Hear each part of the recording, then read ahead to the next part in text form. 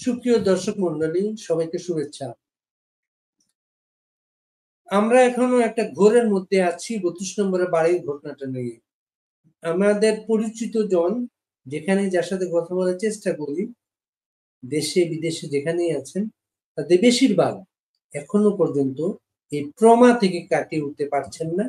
কারণ এটা অভাবিত অকল্পনীয় একটা দৃশ্য বাংলাদেশের। এই ধরনের একটা বাড়ি সরকারি ব্যবস্থাপনায় ভেঙে গুঁড়িয়ে দেওয়া হয়েছে স্বাধীন বাংলাদেশে। এই বিষয়টা নিয়ে আজকে আমরা কথা বলবো সিরাজগঞ্জ ২ আসনের সাবেক সংসদ সদস্য হাবিবে মিল্লাত ভাইয়ের সাথে। আপনি অনেক ধন্যবাদ ভাই, আপনি আমার সময় দিয়েছেন। আপনাকে শুভেচ্ছা। আপনাকে অসংখ্য ধন্যবাদ এবং দর্শকদের শুভেচ্ছা। মিল্লাত ভাই, সরাসরি এখানেই আসি। আপনি আসলে এই বাড়িটাতে প্রথম কবে গিয়েছিলেন আপনি? আমি প্রথম কবে গিয়েছিলাম সেটা স্মরণ করতে না কারণ খুবই ছোট ছিলাম। যখন স্বাধীনতা যুদ্ধ হয় বা তৎপরবর্তীকালে বঙ্গবন্ধু শাহাদত বরণ করেন, তখন আমরা খুবই ছোট ছিলাম, তখনকার স্মৃতি আমাদের মনে নেই।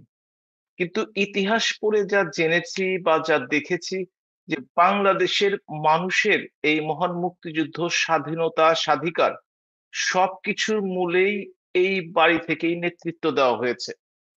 আপনি যদি চিন্তা করে দেখেন যে 70-এর দশকে বা আসলে 60-এর দশকে বলতে চেয়েছি, 60-এর দশকে বাঙালিদের যে এই যে জাগরণ, তার পেছনে বঙ্গবন্ধু শেখ মুজিবুর রহমান সহ অন্যান্য যারা ভূমিকা রেখেছেন, তারা কিন্তু এই বাড়িটিকে বাংলা ভাষায় তীর্থস্থান বলা যায় এ অর্থে, এ কারণেই যে এই বাড়ি থেকেই সমস্ত কিন্তু ঘোষণা যেত। আপনারা দেখেন সেই সেই সময়কার বিখ্যাত নেতার তোফায়েল আহমেদ, আব্দুর রাজ্জাক থেকে শুরু করে শেখ ফজলুল হক মনি, সবাই কিন্তু সেইখান থেকে নির্দেশনা নিয়ে পরবর্তী কর্মসূচি ঘোষণা করতেন।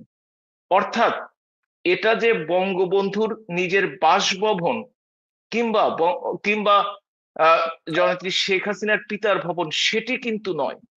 এটি হচ্ছে বাঙালি জাতির একটি গৌরবের জায়গা, বাঙালি জাতির একটি ইতিহাসের জায়গা। সেই জায়গাটিতে আজকে দেখি দুদিন ধরে মানুষ হাতুড়ি দিয়ে পিটিয়ে, এক্সকেভেটর দিয়ে বিভিন্ন ভাবে সেই বাড়িটিকে ধ্বংস করে দিল। এবং আমি সবচেয়ে অবাক হয়েছি যখন দেখেছি, শান্তি পেয়েছিলাম যখন দেখলাম যে ওইখানে আর্মির কিছু সদস্য সেখানে গেলেন। আমি ভাবলাম হয়তো এই নৈরাজ্য সরকারের পক্ষ থেকেই হয়তো বা থামানো হবে, কিন্তু আমি ব্যথিত হলাম যখন দেখলাম যে তারা কোনো ভূমিকা না পালন করেই তারা সেখান থেকে চলে আসলেন। বাংলাদেশ সেনাবাহিনীর কিন্তু একটা গৌরবোজ্জ্বল ভূমিকা রয়েছে বাংলাদেশের স্বাধীনতা যুদ্ধে এবং স্বাধীনতা পরবর্তীতে যে কোনো প্রাকৃতিক দুর্যোগ থেকে শুরু করে বাংলাদেশের স্বাধীনতা সার্বভৌমত্ব রক্ষার। কিন্তু সেদিন আমি কি দেখলাম আমি এখনো নিজে বিশ্বাস করতে পারছি না। আমি সত্যিকার অর্থে অবিশ্বাসের দোলাচলে আছি বর্তমানে। আপনি দেখুন, 32 নাম্বার ভাঙা হচ্ছে। 32 নাম্বারের কথাটা একটু রাখি আমি। একটি সভ্য ভব্য দেশে কোনো মানুষের, 32 নম্বরে বাদ রেখেছি, কোনো মানুষের বাড়িতে ঘোষণা দিয়ে ভাঙা হবে এবং সেই ঘোষণায় সরকারের পক্ষ থেকে কোনো উদ্যোগ নেওয়া হবে না। এটা আসলে কোন দেশে আছি আমরা? কে নিরাপদ? কিভাবে আমরা বেঁচে আছি? আমি আসলে বুঝতে পারছি না। ডক্টর ইউনূস যখন ক্ষমতায় আসেন, তখন অনেকেই মনে করেছিলেন শান্তিতে নোবেল বিজয়ী তিনি হয়তো দেশে শান্তি ফিরিয়ে আনবেন। কিন্তু সেই ডক্টর ইউনূস সরকারের সময়ে আমরা যখন এই অপকর্মগুলো দেখতে পাচ্ছি, বাংলাদেশের রাস্তা দিয়ে হিজবুত তাহির থেকে শুরু করে সেই আরবি উর্দু লেখা স্লোগান হচ্ছে, সেইখানে মানুষ পুড়িয়ে মানুষকে ভেঙে ফেলা হচ্ছে, মিছিল করা হচ্ছে। সেটা আমরা কোন দেশে বাস করি? আমরা তো চেয়েছিলাম একটি সুন্দর দেশ, যে দেশে সকলের অংশগ্রহণে আমরা দেশটাকে গড়ে তুলবো। জাতির পিতার তো এটি স্বপ্ন ছিল।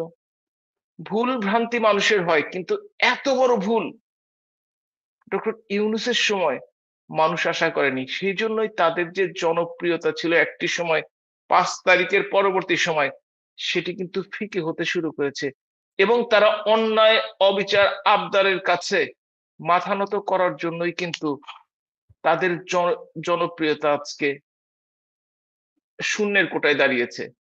হাবিবুল্লাহ, এইভাবে তো দেশ চলবে। এই বাড়িটা যারা ভেঙেছে তারা কিন্তু কয়েকদিন আগে থেকে ফেসবুকে ঘোষণা করছিল, এবং এই বাড়িটার সময় ঘোষণা করছিল, আজ রাতে এই সময় আমরা রওনা দেব, এবং সময় ঘোষণা করছিল। এবং কেউ কেউ বলার চেষ্টা করছিল তাদের মধ্যে, এমনকি প্রধান উপদেষ্টা প্রথম বিবৃতিতে এটা বলার চেষ্টা করেছেন যে শেখ হাসিনার বক্তৃতা ছাত্রলীগের উদ্দেশ্যে সেটা উস্কানি তৈরি করেছে, সেখান থেকে এই ঘটনাটা ঘটেছে।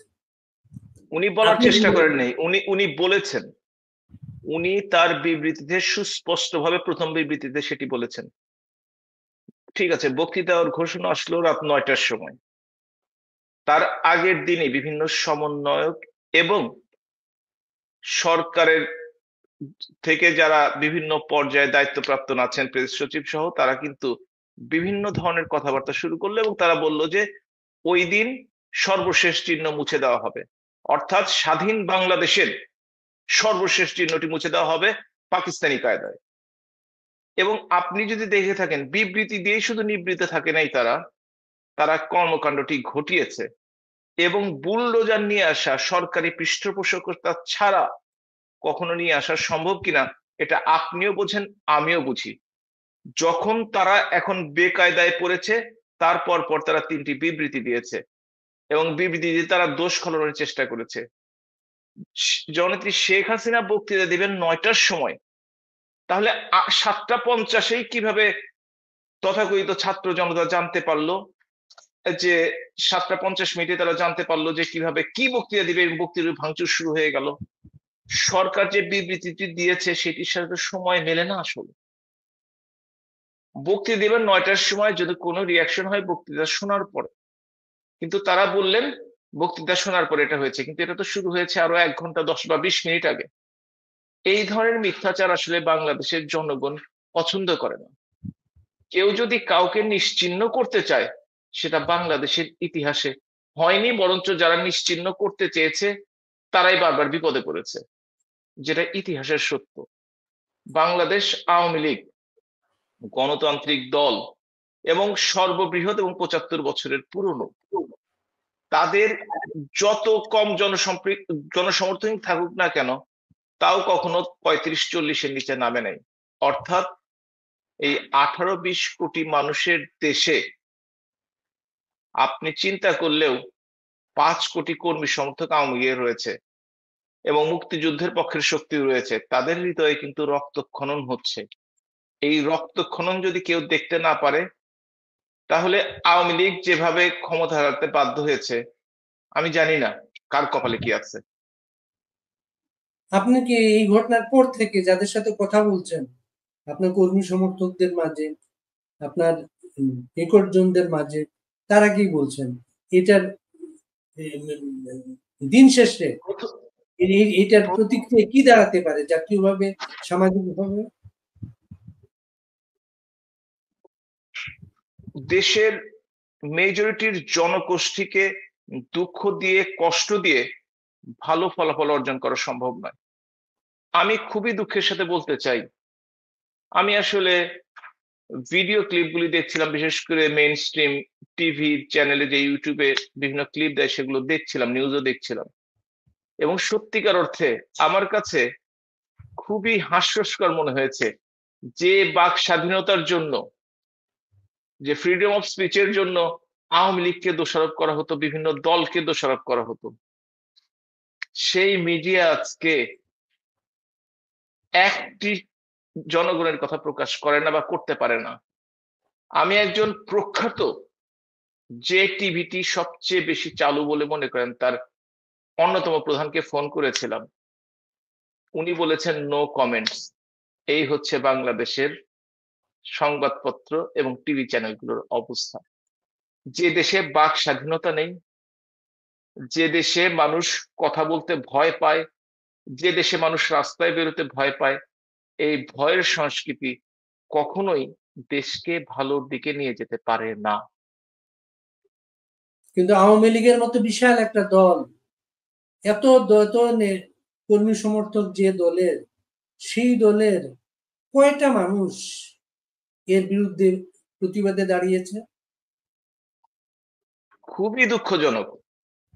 জাতির পিতা বঙ্গবন্ধু শেখ মুজিবুর রহমানের শাহাদত বরণের পরে 1975 সনে আমরা রাস্তায় কোনো প্রতিবাদ দেখিনি।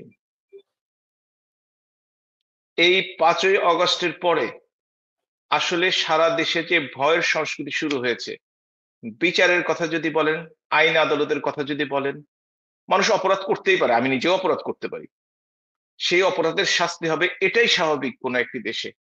কিন্তু যদি অপরাধের করুক না করুক বিচারের আওতায় এনে তাদেরকে আগে থেকেই শাস্তি দেওয়া হয় বা মিডিয়া ট্রায়ালের মাধ্যমে আপনাকে দোষী সাব্যস্ত করার ব্যবস্থা করা হয়, কিংবা ক্ষমতা কুক্ষিগত করে সেই ক্ষমতাকে আওয়ামী লীগকে দমন করার কাজে ব্যবহার করা হয়, তখনই সমস্যাটা হয়। আপনি দেখুন 5ই অগস্টের পরে 6 মাস চলে গেছে, নেতাকর্মীরা দিশেহারা, কোনো সন্দেহ নেই। নেতৃত্বের অভাব দৃশ্যমান, এটা কোনো সন্দেহ নেই। কিন্তু আমি একটা কথা বলে রাখি, হয়তো 5ই অগস্ট কিংবা এ মাসে বঙ্গবন্ধু ভবন গত বুধবারে বৃহস্পতিবার যে তাণ্ডবটি চালানো হয়েছে, তাতে আওয়ামী লীগের নেতৃত্ব কি করবে আমি জানি না। আসলে তাদের সাথে সংশ্লিষ্ট, তারা কি করতে চায় সে সম্বন্ধে আমার স্পষ্ট ধারণা নেই। তবে সাধারণ জনগণ এবং আওয়ামী লীগের যারা তৃণমূল কর্মী, এটা তারা কোনোভাবেই ভালোভাবে নেয়নি, তাদের হয়তো শক্তি নেই। কিন্তু ভবিষ্যতে তারা যদি কখনো সুযোগ পায়, তারা ব্যালটের মাধ্যমে বা শান্তিপূর্ণ উপায়ে এর জবাব দিতে তারা প্রস্তুতি নিচ্ছে, এটা নিশ্চিত করে মনে রাখেন। তা আপনি বলছেন এর জবাবটা হবে ব্যালটের মাধ্যমে, এর প্রতিশোধটা হবে ব্যালটের মাধ্যমে। একটি দেশে, গণতান্ত্রিক দেশে কিভাবে এর প্রতিবাদ হতে পারে? কেউ যদি পায়ে কামড় দেয়, আপনি কি তার পায়ে কামড় দিতে যাবেন? আপনি সময় সুযোগ পেলে, যদি সুযোগ আসে, আমি জানি না যে বাংলাদেশে নির্বাচন কবে হবে, এক একজন এক এক কথা বলছেন, এবং সেই নির্বাচনটিও নিরপেক্ষ হবে কিনা তার আলামত কিন্তু আমরা দেখতে পাচ্ছি না। কারণ নির্বাচন কমিশনকে যখন ডক্টর ইউনূস বলেন 17 বছর হতে হবে ভোটারের বয়স, তখন নির্বাচন কমিশনার বলেন আমরা কিছু ইনস্ট্রাকশনের অপেক্ষায় করছি, আমরা কিছুটা ইনস্ট্রাকশন পেয়েছি, দেখি কি করা যায়। এই যদি নির্বাচন কমিশন হয়, তাহলে অতীতে নির্বাচন কমিশনের সাথে তার পার্থক্যটা কি রইল? যদি যে কারণে আওয়ামী লীগকে ক্ষমতাচ্যুত করা হয়েছে, বাংলাদেশের মানুষ যদি তার চেয়ে ভালো কিছু না দেখতে পায়, তাহলে কেন সরকার পরিবর্তনের জন্য এই আন্দোলনটি করা হলো? যে বৈষম্য বিরোধীর কথা বলে আন্দোলনটি চালু করা হলো, সেই বৈষম্য তো এখন সবচেয়ে বেশি আমি দেখলাম ক্যাডারদের, তাদের অ্যাসিস্ট্যান্ট সেক্রেটারি পর্যন্ত শুধুমাত্র জনপ্রশাসনের ক্যাডারদের 50% রাখা হয়েছে, বাকি সম্ভবত 28টি বা 38টি ক্যাডার রয়েছে, তাদের জন্য রাখা হয়েছে 50%, অর্থাৎ 2%-এরও কম। এটা কোন ধরনের বৈষম্য বিরোধী আমি তো বুঝতে পারছি না। আমি তো বুঝতে পারছি না যে কয়দিন আগে আকমা মোজাম্মেল হোসেনের বাড়িতে আক্রমণ করতে যারা গেল ছাত্র জনতার নামে, তাদের যখন এলাকাবাসী প্রতিহত করলো, তাদেরকে তাদেরকে আসামি করে এখন সর্বোচ্চ শাস্তি দেওয়ার ব্যবস্থা করছেন আমাদের সেই প্রখ্যাত স্বরাষ্ট্র উপদেষ্টা, যার জানাজা ইতিমধ্যে আমি দেখতে পেয়েছি চিটাগাং এবং বিভিন্ন জায়গায় হয়ে গেছে। এই জানাজা প্রাপ্ত ব্যক্তিবর্গরা কি করবেন আমি আসলে জানি না। 32 নম্বর প্রসঙ্গটা আমরা শেষ করি। 32 নম্বর যারা ভেঙেছে, তারা যেটা বলেছে যে আওয়ামী লীগকে নিশ্চিহ্ন করে দিতে হবে। আওয়ামী লীগের সিম্বল তারা বলতে 32 নম্বর, গণমুক্তিযুদ্ধের সিম্বল হচ্ছে 32 নম্বর, এটাকে ভ্যানিশ করে দিতে হবে। আওয়ামী লীগকে অপ্রাসঙ্গিক করে দেবে তারা। বাংলাদেশে আওয়ামী লীগ নামে কোনো দল থাকবে না, আওয়ামী লীগের নামে কাউকে তারা রাজনীতি করতে দিবে না, এই তাদের ঘোষণা। এবং ইলেকশন নির্বাচন কমিশনার কয়েকদিন আগে বলছিলেন, আভাস দিচ্ছিলেন নির্বাচনের আগে আওয়ামী লীগকে করা হবে, নিবন্ধন থাকবে কিনা আওয়ামী লীগ। একজন উপদেষ্টা, শিশু উপদেষ্টা কয়েকদিন আগে বললেন আওয়ামী লীগকে নিষিদ্ধ করার কাজ চলতে চায়, যে কোনো সময় ঘোষণা আসতে পারে। তা আওয়ামী লীগ যদি নিষিদ্ধ হয়ে যায়, আপনাদের এই 5-10 কোটি কর্মী সমর্থক, এরা এদের জন্য কোথায় যাবে, কি করবেন আপনারা তাহলে? ক্ষমতা যখন কি বলবো বানরের হাতে পড়ে, তখন বিভিন্ন ঘটনা ঘটতেই পারে। তো সেই ঘটনা যদি তারা ঘটানোর চেষ্টা করে, আপনি একটা জিনিস খেয়াল করে দেখবেন, এই 32 নাম্বার ভাঙার পর আগের যেমন উৎসাহ উদ্দীপনা ছিল, আগে যেমন বিবৃতির খেলা ছিল, পরবর্তীতে কিন্তু বিবৃতির ভাষা চেঞ্জ হয়ে গেছে। আমি জানি তারা চেষ্টা করবে আওয়ামী লীগকে নিষিদ্ধ করার জন্য। আমি জানি মানে আমি বিশ্বাস করি। কি জন্য বিশ্বাস করি? কারণ আমি জানি তাদের যা জনসমর্থন, যদি কোনোভাবে একটি নির্বাচন হয়, সেই বৈষম্য বিরোধী ছাত্রদের সংখ্যা 0 থেকে 0 পর্যন্ত যেতে পারে, তার বেশি হওয়ার কোনো সম্ভাবনা নাই। 5ই আগস্ট পূর্ববর্তী সময়ে তাদের ডাকা মিছিলে আমি হাজার হাজার লোক দেখেছি, লাখ লাখ লোক দেখিনি, হাজার হাজার দেখেছি। এখন ডাকলে 100 জনও আসে না। আপনি গতকালকে টিভি ফুটেজ, পরশু দিনের টিভি ফুটেজ গুলো চেক করে দেখেন। তারা এখন ভর করছে হয়তোবা জামাত ইসলামের উপর, হয়তোবা প্রশাসনের উপর। এবং আমি সবচেয়ে গাজীপুর অঞ্চলের ডিআইজির কথা আমি খুবই অবাক হয়েছি, যে পথ টিকিয়ে রাখার জন্য মানুষ কতটা নিচে যেতে পারে। আপনি যদি দেখতে থাকেন যে ওইখানকার ওসি, আমি জানি না সে ভালো কি মন্দ, আমি আমি আসলে কিছু জানি না, কিন্তু সে এই হামলাকারীদের বাঁচানোর জন্য তাকে নাকি সাসপেন্ড করা হয়েছে। এই যদি দেশের অবস্থা হয়, তখন কেউ সরকারি অধ্যাদেশ জারি করে আওয়ামী লীগকে নিষিদ্ধ করবে কি করবে না, এটা নিয়ে আওয়ামী লীগের কর্মীরা খুব একটা মাথা ঘামাচ্ছে বলে আমার মনে হয় না। তবে আমি তো আর নেতা পর্যায়ের কেউ না, বা সিদ্ধান্ত নীতি নির্ধারী পর্যায়ের কেউ না। সুতরাং এ ব্যাপারে আমি একটি কথা বলতে পারি, যাদের অন্তরে আওয়ামী লীগ আছে তাদের অন্তর থেকে আওয়ামী লীগ কখনোই বের করে সম্ভব সম্ভব হবে না, এটা নিশ্চিত থাকেন আপনি। এবং তাদের সংখ্যাটা বাংলাদেশের বৃহৎ জনগোষ্ঠী। ছাত্রলীগ নিষিদ্ধ করা হয়েছে, ছাত্রলীগ নিষিদ্ধ করার পরে যে তারা যেটা ভয় পেয়েছিল যে প্রটেস্ট হবে, সেটা কিন্তু হয় নাই। কাজেই তারা মনে হয় আওয়ামী লীগ নিষিদ্ধ করলো, সেটা হবে না। এটা হতে পারে, বিরাজনীতিকরণের একটা পার্ট সবসময় চলছিল। -2 ফর্মুলা বাংলাদেশের সবসময় চলছিল, বছরের পর বছর। কখনো তারা সফল হয়েছে, কখনো তারা সফল হতে পারে নাই। আওয়ামী লীগকে, ওই যে একটা ছোটবেলায় একটা গল্প শুনেছিলাম, যে একটা আখ খেতে 3 জন চুরি করে একসাথে খায়, তখন মালিক বুদ্ধি করে একজনকে বললো, তোমরা 2 জন খাও, কিন্তু ওকে দিও না, ওকে প্রথমে পিটালো। পরে দ্বিতীয় জনকে, 2 জনকে ভাগ করে একজনকে পিটালো, পরে তৃতীয় একা যখন ছিল তাকে। বাংলাদেশে যদি এটা শুরু হয়, এটা বিএনপি বা অন্য কোনো গণতান্ত্রিক দলগুলোর জন্য সুখকর হবে না। কারণ আওয়ামী লীগকে কোনোভাবে যদি কিছু করতে পারে, পরবর্তী টার্গেট হবে সেই সমস্ত বড় দলগুলো। এটা আমার ধারণা। তো আপনি আরেকটা ব্যাপার মিল্লাত দেখবেন, আপনি সারা দেশে আওয়ামী লীগের এখন পর্যন্ত যে প্রোগ্রামগুলো হচ্ছে, জয় বাংলা স্লোগান লেখা, তারপর পোস্টার লাগানো, লিফলেট বিলি করা, একটা নতুন একটা টিম আওয়ামী লীগের সারা দেশে মাঠে ঘাটে কাজ করছে, নেতৃত্ববিহীন, কোনো পরিচিত নেতা নেই কিন্তু আওয়ামী লীগের। এবং এই নেতৃত্ববিহীন টিমটা এই ঘটনার মাধ্যমে, এটা মনে করেন 32 নম্বর ভাঙা হয়েছে, সারা দেশে আওয়ামী লীগের নেতাদের বাড়িতে নতুন করে হামলা শুরু হয়েছে, অপারেশন ডেভিল হান্ট শুরু হয়েছে। এটা কি ওই নতুন টিমটাকে স্তীমিত করে দিতে পারে? এ কথা সত্য যে আওয়ামী লীগের এখন প্রকাশ্য কোনো নেতৃত্ব নেই। কেউ দেশে আত্মগোপন করে আছেন, কেউ জেলখানায় আছেন, কেউ বা বিদেশে আত্মগোপন করে আছেন।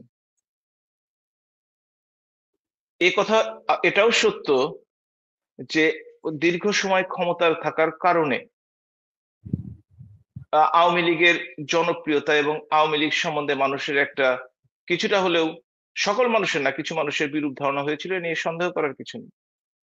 এ কথাও সত্য যে ব্যাংক লুটের কথা বলা হয় কিংবা সিন্ডিকেটের কথা হয়, কথাগুলো আওয়ামী লীগের বিরুদ্ধে বলা হয় এবং সেটাকে কাজে লাগিয়ে আওয়ামী লীগকে বিতাড়িত করা হয়েছে। কিন্তু আপনি এখন বলুন, যে কথাগুলো আওয়ামী লীগকে বলে বিতাড়িত করা হয়েছে, সেই সময় জনগণ যতটুকু স্বস্তিতে ছিল, শান্তিতে ছিল, এখন কি তার চেয়ে বেশি স্বস্তিতে আছে, শান্তিতে আছে? দ্রব্যমূল্যের ঊর্ধ্বগতি, ব্যাংকের তো একই অবস্থা, এর মধ্যেও শুনেছি অনেককেই লোন দেওয়া হচ্ছে বিভিন্ন ভাবে। এছাড়া এর মধ্যেও শুনেছি যে রিজার্ভ কিছুটা হয়তো বা 20 মিলিয়নের কাছাকাছি আছে, কিন্তু অর্থনৈতিকভাবে তো দেশটি ধ্বংস হয়ে যাচ্ছে এই অস্থিতিশীল পরিস্থিতির কারণে। তাকে নিয়ন্ত্রণ করার জন্য কোনো ব্যবস্থা নেওয়া হয়েছে? আপনি ডেভিল হান্ট বলেন বা শয়তানের সন্ধান বলেন, সেটা যদি সত্যিকার অর্থেই করা হয়, তাহলে থানা থেকে যারা অস্ত্র লুট করেছে তাদের নিশ্চয়ই গ্রেপ্তার হতে দেখব। যাদের কাছে দলমত নির্বিশেষে অবৈধ অস্ত্র আছে তাদেরকে দেখব। যারা 5ই অগাস্ট পূর্ববর্তী এবং পরবর্তীকালে সন্ত্রাসের সাথে জড়িত, খুনের সাথে জড়িত, লুটতরাজের সাথে জড়িত, অগ্নিসংযোগের সাথে জড়িত, তাদেরকে আমরা শায়েস্তা হতে দেখব। কিন্তু আলামত দেখে তো সেটা মনে হচ্ছে কিনা আমি বুঝতে পারছি না। আমি দেখলাম গাজীপুরে সম্ভবত 60 জনের বেশি যাদের গ্রেপ্তার করা হয়েছে, তাদের 2 জন বাদ দিয়ে সকলেই আওয়ামী লীগের নেতাকর্মী। সারা দেশের খবর এখন আমি পাইনি। সুতরাং যদি আওয়ামী লীগকে দমানোর জন্যই এটি করা হয়ে থাকে, তাহলে বুঝতে হবে যে এটি আসলে কতটুকু সফলতার মুখ দেখতে হবে, ভবিষ্যতে সেটা বলে দিতে পারবে। আপনার এলাকায় কি গ্রেপ্তার অভিযান চলছে? আপনার এলাকার খবর কি? আমি শুনেছি কামারখন্দে গতকাল রাতে একটি ছেলেকে গ্রেফতার করা হয়েছে। এর বাইরে এখন পর্যন্ত আমি কিছু শুনিনি। তবে আমি কথাও শুনেছি যে সকলে, শুধু এলাকা না, সারা বাংলাদেশে এই অবস্থা। সারা বাংলাদেশের খবরটি আমি এখনো পাইনি, নিতে পারিনি আসলে। তবে আমি না, নজর রাখছি। গ্রেপ্তার করার মতো লোকজন এলাকায় নেই, এটা কি বাস্তব? গ্রেপ্তার করতে হতে লোকজন লাগে না। আপনাকে একটা উদাহরণ দিই। 4 অগাস্ট সিরাজগঞ্জে 29 জন মানুষ মারা গেছে। 15 জন পুলিশ, 3 জন বিএনপি নেতাকর্মী, 9 জন আমাদের নেতাকর্মী। রায়গঞ্জে তাদেরকে কুপিয়ে পিটিয়ে হত্যা করা হয়েছে। আওয়ামী লীগের, স্বেচ্ছাসেবক লীগ সহ অন্যান্য লীগের নেতাকর্মী। তারা পরিবার মামলা করতে সাহস পাচ্ছে না। সিরাজগঞ্জের এমপি, আমি যে নির্বাচনী এলাকার এমপি, জান্নাতারা হেনরির বাড়িতে 3 জনকে পুড়িয়ে মারা হয়েছে। তারা মামলা করতে পারেনি, তাদের ভয়ভীতি দেখিয়ে তখন তাদের বৈষম্য বিরোধী ছাত্র আন্দোলনের সদস্য করা হচ্ছে এবং আওয়ামী লীগের বিরুদ্ধে মামলা করা হচ্ছে। পুলিশের যে 15 জন মারা গেছে, তাতে 4 জনকে আসামি করা হয়েছে। তার মধ্যে আওয়ামী লীগের সভাপতি, সাধারণ সম্পাদক এনায়তপুর থানার, সাথে আরো 2 জন, এবং 6,000 অজ্ঞাতনামা করা হয়েছে। সিরাজগঞ্জ বিএনপির যে অঙ্গ সংগঠনের 3 জন মারা গেছে, তাদের যে মামলাটি করা হয়েছে তাতে আমাকে 1 নাম্বার আসামি করা হয়েছে। আপনি এখন, এবং তার সাথে আরো হয়তো 60-70 জন, টোটাল 3টে মামলায় হয়তো 450 জনের নাম উল্লেখ করা হয়েছে, আর 450 থেকে 500 অজ্ঞাতনামা উল্লেখ করা হয়েছে। আপনার এখন নাম আপনি মোট বলুন। কয়টি মামলা আপনার বিরুদ্ধে এখন? আমার বিরুদ্ধে আমার জানা মতে এখন পর্যন্ত 6টি মামলা, সেটি 3টি খুনের মামলা 4 তারিখে। একটি তথাকথিত ক্রস ফায়ারে নিহত হয়েছিল 2014 সনে, সেই খুনের মামলায় আমি 1 নাম্বার আসামি। 5 নাম্বার হচ্ছে যে ঢাকাতে 28 অক্টোবর 2023-এ যে বিএনপির জনসভা হয়েছিল, সেই জনসভায় সিরাজগঞ্জে একটি লিস্ট এসেছে 13 জন আসামি, তার মধ্যে আমি 1 নাম্বার আসামি। সেই জনসভা নাকি ভাঙতে গিয়েছিলাম। মানে এই ধরনের হাস্যস্কর মামলা। আরেকটি মামলা আছে, সেটি হচ্ছে জামাতি ইসলামের এক কর্মী মামলা করেছে। সেটি হচ্ছে যে তাকে নাকি কোনো একটা হোটেল থেকে ধরে নিয়ে যে থানার সামনে নিয়ে যে গুলি করা হয় পায়ে, সেটাতে আমি হুকুম দিয়েছি। অথচ তারাই প্রথমে এসপি সহ পুলিশের 11 জনকে আসামি করে মামলা করেছিল, কিন্তু সেই মামলা থানা গ্রহণ না করায় সেই এসপি, এএসপি, ওসি তারা বাদ দিয়ে তখন আমার নামকে 1 নাম্বার দিয়ে আওয়ামী লীগের নেতাকর্মীদের দিয়ে করা হয়েছে। অর্থাৎ রাজনৈতিক প্রতিহিংসা এখানে খুব সূক্ষ্মভাবে কাজ করছে।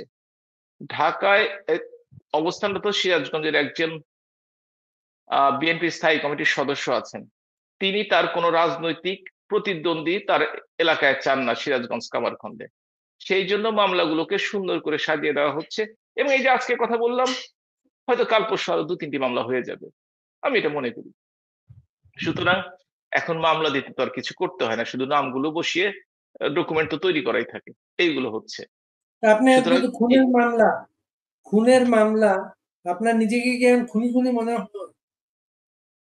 আমি রাত্রে যখন শুয়ে শুয়ে চিন্তা করি যে কিভাবে খুনটা হলো, কারণ 4 তারিখের 11টা 40 মিনিটে আমি তখন আমার পাসপোর্ট কালেক্ট করতে একটা এম্বাসিতে গেছি।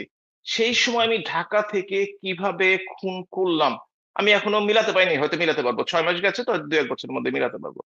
কিংবা 14 সনের পুলিশের ক্রস ফায়ারে বা তথাকথিত ক্রস ফায়ার, র্যাবের ক্রস ফায়ারে যে লোকটি মারা গেল, যেটা পত্রপত্রিকায় এসছে, প্রথম আলো থেকে সব পত্রপত্রিকায়, শেখাকে র্যাবের মাধ্যমে আমি কিভাবে র্যাবের সাথে জয়েন করে কি করলাম আমি এখনো এটা মিলাতে পারিনি। তৃতীয়ত, আমি যদি কাউকে পায়ে গুলি করি, আমি কি থানার সামনে নিয়ে পায়ে গুলি করব কেন? আমার এত ইচ্ছা হলো কেন যে আমি থানার সামনে নিয়ে করব? এবং সকলেই জানে যে ওইটা পুলিশের, সরাসরি পুলিশের ইন্ধন ছিল, পুলিশ এগুলো করেছে, কিন্তু তাদের নামে মামলা দেওয়া সম্ভব না। আর এবং সবচেয়ে সুবিধাজনক খবর যে প্রত্যেকটাতেই আমার টিভি নিউজ পেপার কাটিং এ দেখা যাচ্ছে আমি ওই সময় হয়তো 200 কিলোমিটারের মধ্যে ছিলাম না, আমি হয়তো মিসাইল দিয়ে কিছু করার চেষ্টা করেছি। অথবা 28শে অক্টোবর 2023, সেই দিন আমি আমার নির্বাচনী এলাকায় বিভিন্ন ধরনের প্রোগ্রামে ব্যস্ত, তো সেইখান থেকে জনসভা, লাখ লাখ লোকের জনসভাটা ভেঙে দিলাম।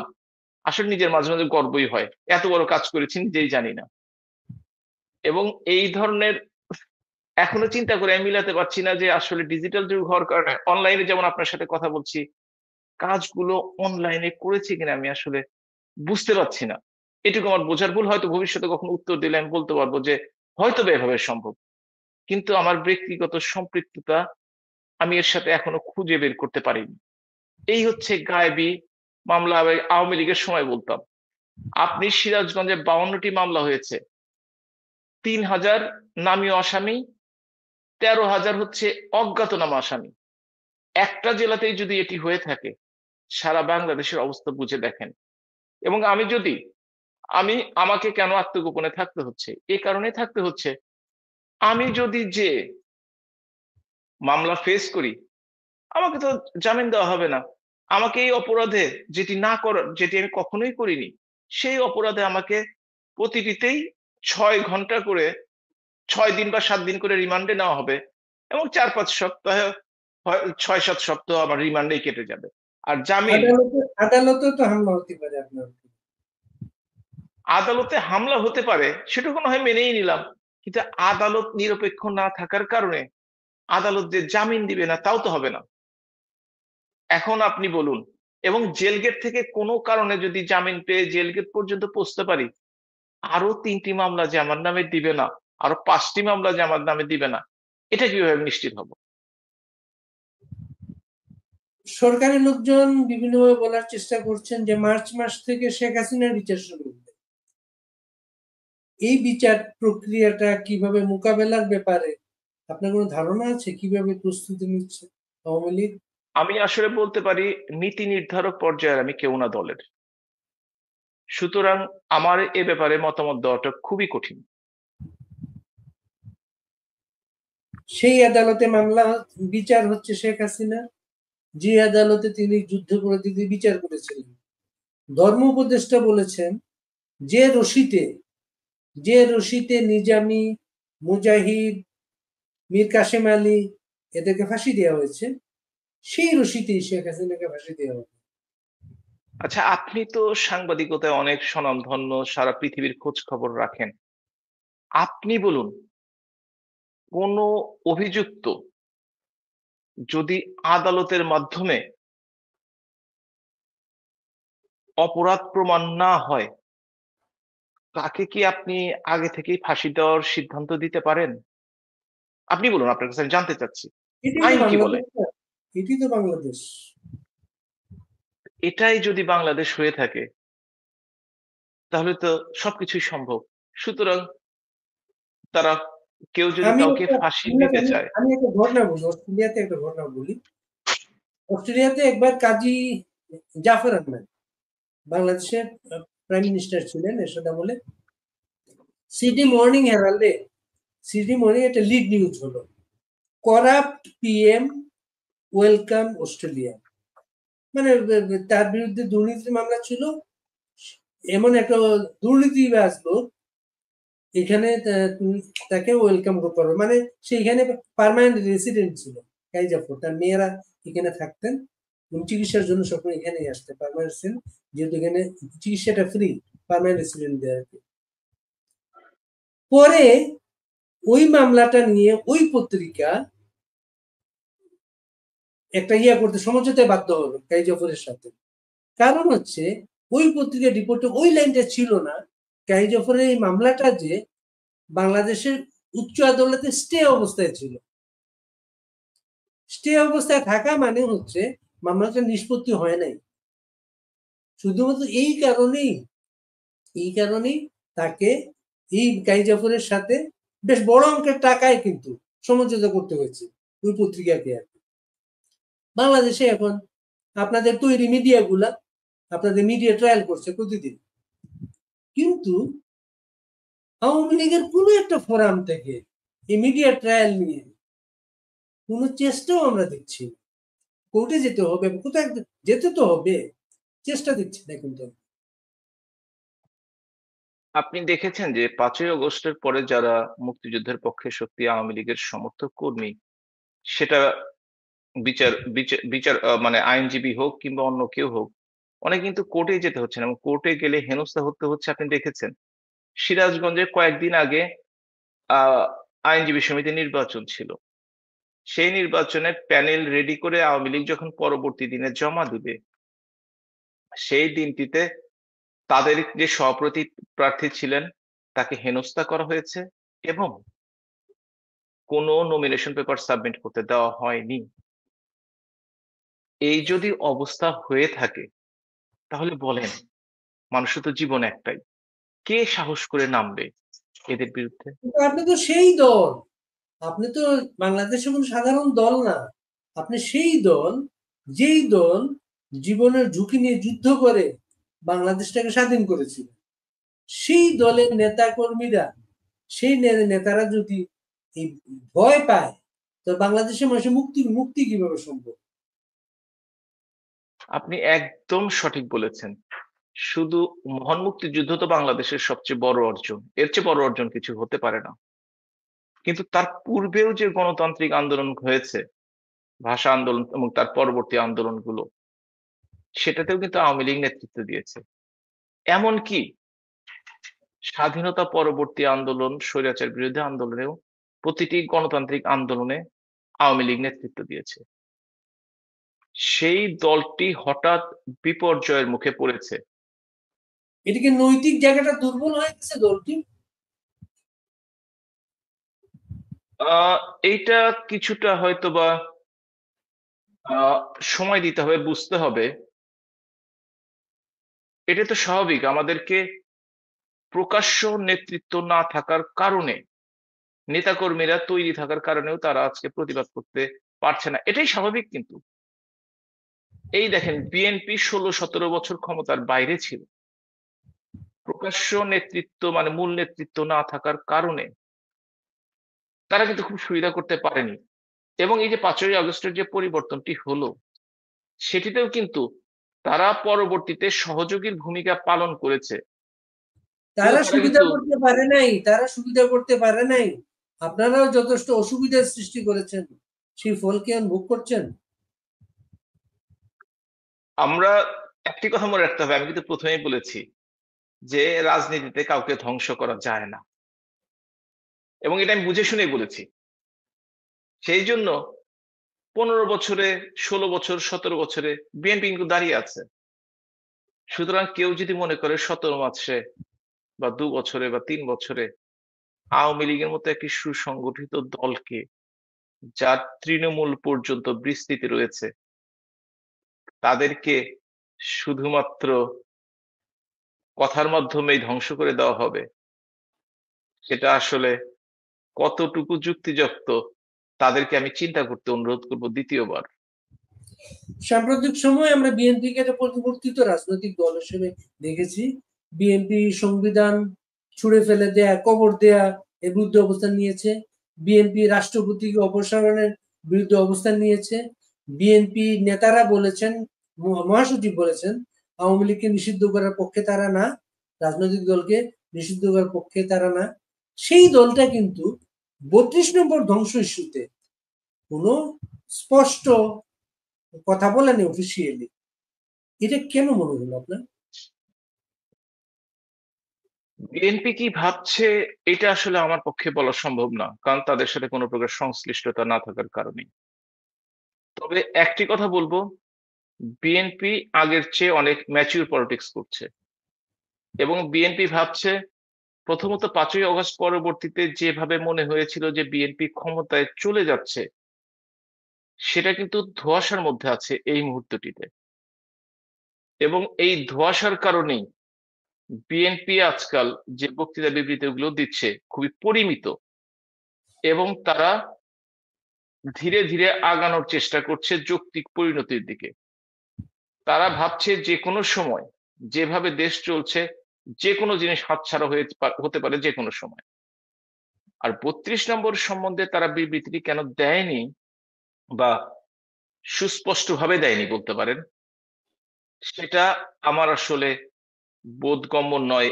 এ কারণেই যে তাদের পার্টির যিনি প্রতিষ্ঠাতা, তিনি কিন্তু এই বঙ্গবন্ধুর নেতৃত্বেই মুক্তিযুদ্ধে অংশগ্রহণ করেছিলেন এবং তারা নিজেদেরকে এখনো মুক্তিযুদ্ধের, আমরা কি বলি সেটা না, তারা নিজেদেরকে মুক্তিযুদ্ধের পক্ষের শক্তি বলে বিভিন্ন জায়গায় দাবি করে, মুক্তিযুদ্ধের দল বলে দাবি করে। সুতরাং সেই দাবিটি যদি তাদের সত্য হয়ে থাকে, যে বাড়িটি মহান মুক্তিযুদ্ধের সূতিকাগার, যেইখান থেকেই মুক্তিযুদ্ধ পরবর্তী 25শে মার্চ পর্যন্ত কার্যক্রম পরিচালিত হয়েছে, সেইখানে সুস্পষ্ট বক্তব্য যে কোনো সাধারণ মানুষ আশা করবে যে কোনো গণতান্ত্রিক দল মতের মানুষের কাছ থেকে। সিরাজগঞ্জের যে থানায় পুলিশ সদস্যদের হত্যা করা হয়েছে, বিএনপির একজন নেতা সম্ভবত এটার কৃতিত্ব নেওয়ার চেষ্টা করে বক্তব্য দিয়েছিলেন। সেখান থেকে তারা কি পিছিয়ে গেছেন? বিএনপির নেতা হচ্ছে বিএনপির জেলা কমিটির সাধারণ সম্পাদক সাইদুর রহমান বাচ্চু। সে সুস্পষ্টভাবে বলেছে, এনায়েতপুর থানায় যে 15 জন পুলিশকে হত্যা করা হয়েছে, তাদের হত্যার মাধ্যমে তারা পুলিশের মেরুদণ্ড ভেঙে দিয়েছিল। পরবর্তীকালে এইটা একটা স্টেটমেন্ট হয়ে যায় যেটা ভবিষ্যতে হয়তো তার বিরুদ্ধে যাবে, কিংবা হয়তোবা যখন এই কেসটি উঠবে তখন এই স্টেটমেন্ট কি ইম্পর্টেন্ট হিসেবে সে বিপদে পড়তে পারে। সে আবেগের বশবর্তী হয়ে মনের কথা বলে দিয়েছে। পরবর্তীতে যখন ফলাফল বিবেচনা করেছে, তখন সে কথাটা উল্টানোর চেষ্টা করেছে, কিন্তু এটা ডকুমেন্টেড, এই ডকুমেন্টটা থাকবে। এবং সে সে নিজে ফেসবুকে এটা পোস্ট করেছিল। বৃহত্তর পাবনা বৃহত্তর পাবনার নেতা এম মনসুর আলী, মোহাম্মদ নাসিম বা ডেপুটি স্পিকার টুকু সাহেব সহ অনেক বেশ গুরুত্বপূর্ণ নেতা বৃহত্তর পাবনা থেকে এসেছেন অনেকদিন। সেই বৃহত্তর পাবনায় আগামী দিনে আওয়ামী লীগ কিন্তু বিরোধী দলে একসময় খুবই শক্তিশালী ছিল। আওয়ামী লীগ বিরোধী দলে কি ভূমিকা রাখতে পারে আমরা সাংবাদিক হিসেবে একসময় দেখেছি। তা ক্ষমতায় এই প্রজন্ম কিন্তু আওয়ামী লীগ বিরোধী দলের ভূমিকা দেখে না। সেই বিরোধী দল আওয়ামী লীগ এই বৃহত্তর পাবনায় আগামী নির্বাচনে যদি নির্বাচন করার সুযোগ পায়, কি মনে হয় আপনাদের, ঘুরে দাঁড়াতে পারবেন?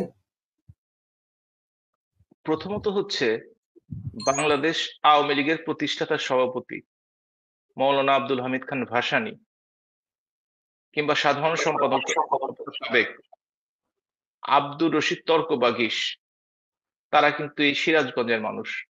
তাদের জন্ম বেড়ে ওঠা সিরাজগঞ্জ। শহীদ মনসুর আলী জাতীয় নেতার অন্যতম নেতা, তিনি মোহাম্মদ নাসিম এবং শামসুল হক টুকু যার নাম বলেছেন, তারা একজন শুধু বেঁচে আছেন এবং জেলে আছেন, শামসুল হক টুকু। বাকিরা আজকে দুনিয়াতে নেই, আল্লাহ তাদের রুহে মাগফিরাত কামনা করি।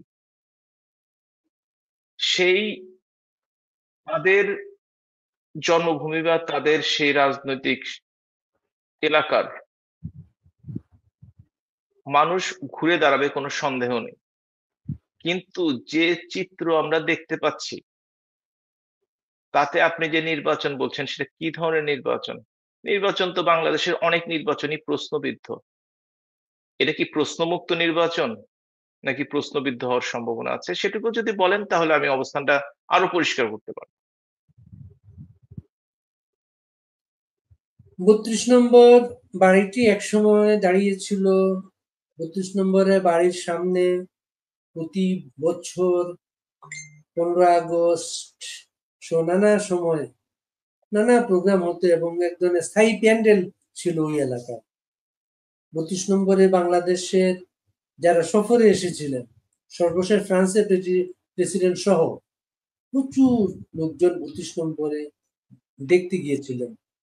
সেই 32 নম্বরের কিছুই আর নাই, ধূলিকণায় মিশিয়ে দেওয়া হচ্ছে। সেই 32 নম্বর নিয়ে আপনার সমর্থকদের উদ্দেশ্যে সর্বশেষ যদি কিছু বলার থাকে আপনি বলতে পারেন মিল্লাত। আমি সত্যিকার অর্থে গত কয়েকটা দিন মানসিকভাবে, বিশেষ করে বুধবার রাত পরবর্তী, বিপর্যস্ত। এ কারণেই যে দেশে ঘোষণা দিয়ে জাতির পিতার আবাসস্থল, অবশ্যই আবাসস্থল, কিন্তু স্বাধীনতা যুদ্ধের সূতিকাগার ভেঙে চুরে গুড়িয়ে দেওয়া হয়, আগুন জ্বালানো হয়, বুলডোজার ব্যবহার করা হয়,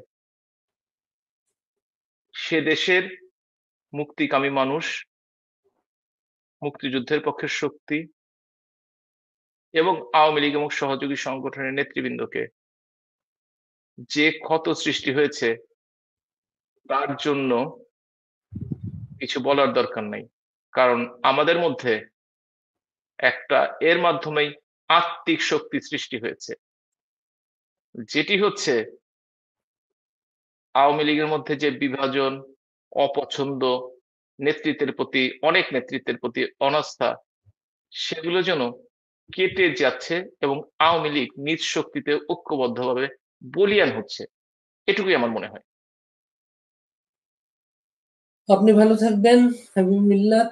আমরা আগামীতেও আপনাদের সাথে কথা বলবো। আপনারা আপনাদের, আমরা সবাই মিলে আমাদের দেশটাকে ভালোবাসি, আমাদের দেশটা ভালো থাকুক, সবাই মিলে আমরা দেশটার জন্য কাজ করি, সেই কামনা থাকলো ভবিষ্যতের দিকে তাকিয়ে। জয় বাংলা, জয় বঙ্গবন্ধু। আপনাকে অসংখ্য অসংখ্য ধন্যবাদ এবং দর্শকদের শুভেচ্ছা।